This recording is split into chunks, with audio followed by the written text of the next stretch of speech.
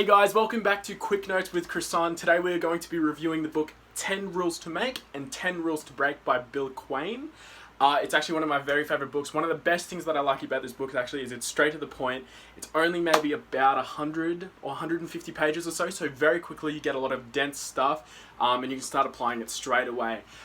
Generally the gist of the book is it talks about 10 rules that you should make for yourself and 10 common rules that you should actually break and actually change the way that you look at them yourself, just because maybe they're not necessarily teaching the exact things that you should in order to generally succeed. And that's what I love most about the book so far, is that it's so quick and straight to the point. It has analogy, story, teach, and so on and so on and so on. So you can directly start to apply these things in your life. It's actually one of a personal favorite of mine. Now, one of the biggest takeaways I took from this book is create your own rules, okay? Don't allow other people and what their view of you in order to control your perception or what it is that your outlook is on life. So often I see people who are basically working jobs that are set up by their peers around them, whether it's their parents or through their friends, through their school. They end up finding themselves consistently working in a job that they don't necessarily like. They live by other people's rules rather than themselves. How many people do you know, if they were given all of the money in the world, they wouldn't exactly be still working where they want to? In fact, the majority of the people are working where they want to, or where they are, at the moment, because they're forced to based on their situations. They actually haven't had thought into what it is that they want to do personally with their life, and then that's how you end up basically working in the same job for an extended amount of time, because, failure to plan is planning to fail is a failure to plan. So I highly suggest that you end up creating your own rules. What are your values? What are your beliefs? What's your perception of the life that you have? You only have one, so make sure you shape it around yourself and the things that you want to achieve, as long as it definitely doesn't hurt anyone else, all right? Make sure that you're trying to be successful in your own right without actually taking anyone else down along the way.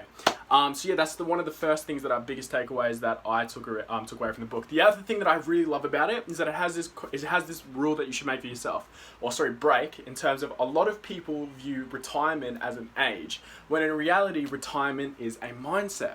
Okay, so that basically means that you can actually reach retirement mindset at any point in your life. Just because majority of people retire towards the age of 65, chances are if you work right, you can retire at 20, you can retire at 25. And that's the sort of way that you should start looking towards retirement. It isn't an age, it's a goal. But at the same time, the book talks about actually never wanting to retire. You should consistently be pursuing something else, working in some way. Maybe not necessarily for monetary gain, like financial gain and stuff like that.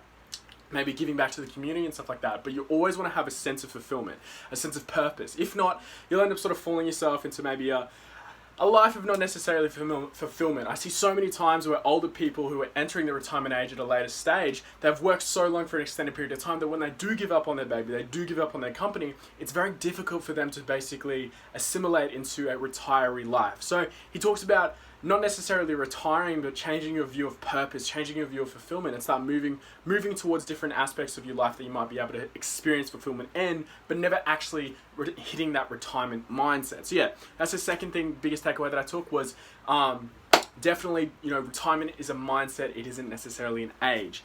The next thing that I really liked about the book was time and tide don't wait for no man. It talks about valuing time in itself. That's whether it's birthdays, that's whether it's weddings, or your time in itself.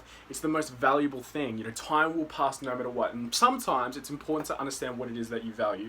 Whether it's your kid's birthday, whether it's your anniversary and stuff like that, although it might not necessarily be important because there are many to come, it's important to make sure that you make time for the things that you do care about, the things that you do love, and make sure that you do set your priorities straight. Because just like how time doesn't wait for those birthdays and aging matters, sometimes success and opportunity does come when preparedness is already there. So make sure that you do have your time set, you understand that your values. It comes back to really setting your rules. You want to make sure that you do have your understandings in check. It's not someone else dictating how it is that you should value your systems, whether it is missing these birthdays, missing these things, because you do have work commitments. If your job isn't necessarily something that you want to be in, then understand that you probably need to start looking towards resetting your rules. The next rule that you want to talk about, that is talking about breaking, is the common misconception in terms of at least business of you can't be in two places at once. The book talked about that. In fact, you actually can.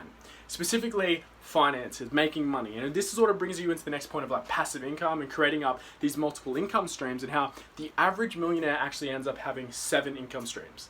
Now, how does an individual have 7 income streams when he can only be at one place at any given time? Well, the key is making your money work for you, investing your time, investing your money, and setting up these situations in order to reap the benefits from afar, and thereby theoretically you technically are in multiple places at once. And the book really talks about screw like that rule. You can actually work in multiple ways at once, and actually that's the best way to sort of reap a benefit of a financial reward.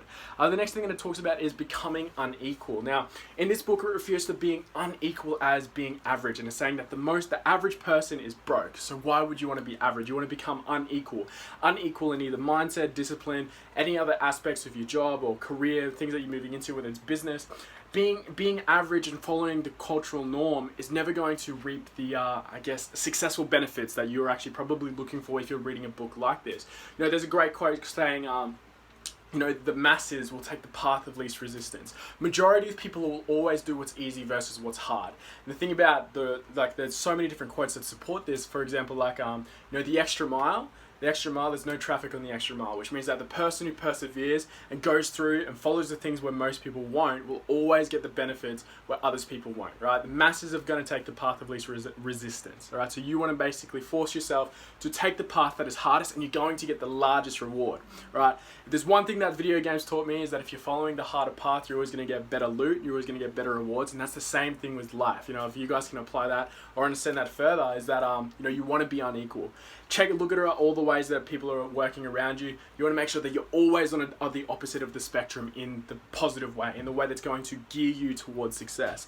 The next thing that it talks about is that the average person actually doesn't learn anything past the education years. So whether it's university or high school, most people do majority of their learning in those aspects of their life, which is really sad, right? But if you think about it, when is there any other opportunity where you can dedicate 5 hours purely to learning, right? Well, for the most part, most people don't have that opportunity past school. So it makes sense why people don't end up actually rapidly learning any extended life skills throughout it. Now, I'm not saying that school is the best place, but in terms of the fact that it is oriented towards learning, if you can recreate that environment outside of school towards tasks and skills and maybe even character that you're wanting to become better at, of course you're going to be better geared for the things that you want to approach, you want to attack when it comes to later on in life. So make sure that you do duplicate the standards that there are in school in terms of learning, but in aspects that are more beneficial to you. If you can commit 6 hours a day to a skill that you're going to basically learn, that's going to benefit you in the future, obviously that's going to be incredibly valuable across a period of time. In a year's time, if you commit 6 hours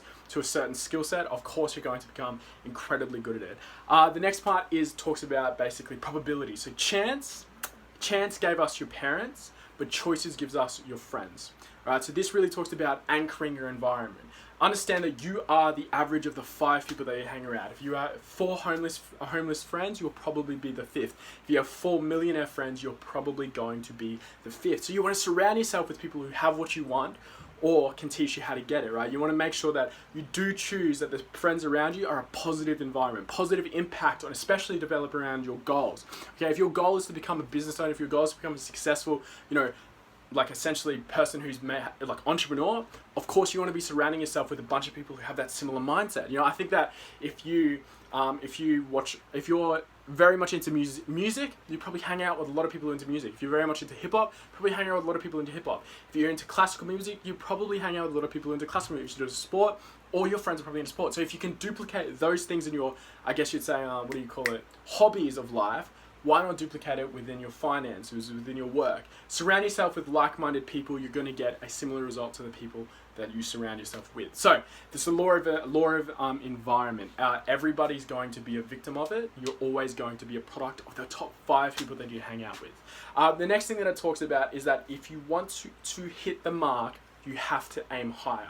The arrow of success is always going to be affected by gravity. So whenever you're setting goals for yourself, you want to make sure that it's slightly above the mark, right? Because everything's going to go slightly forward, but making sure that you're always going to hit it. Because most times, 9 out of 10 times, how many times when you set a goal, do you fall short? Well, that's basically what you do. You want to account for the gravity that's going to affect you while you're shooting. But on top of that, more importantly, it's hard to hit the target if you don't know what you're aiming for.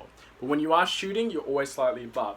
So to summarize, basically, you want to create your own values, your own rules in order to affect you and make sure that you're living the life that you want to live. For most people, retirement is an age when in fact it is a mindset. You can do it at any given point, and we highly suggest that you don't stop wanting to work. Time and tide wait for no man. So this really links to the first part that I took away from it. Understand that your rules are going to dictate your time. So make sure you set up your values correctly and according to. You can't be in 2 places at once is a falsehood, especially when it comes to finances. Look towards passive income in order to create up multiple income streams. Majority of people aren't Average, you don't want to be equal. If you want to be different, you got to do something different. And chance basically gives us our parents, but our choices give us our friends, right? You want to anchor your environment with people that you want to be around. And finally, if you want to hit the mark, make sure that you aim slightly above your goals. Anyways, guys, that's it for Quick Notes with Christmas. They're going to be looking at a few other books coming in the weeks, but make sure you don't stop there. Keep moving with your improvement to put yourself in a better position for success.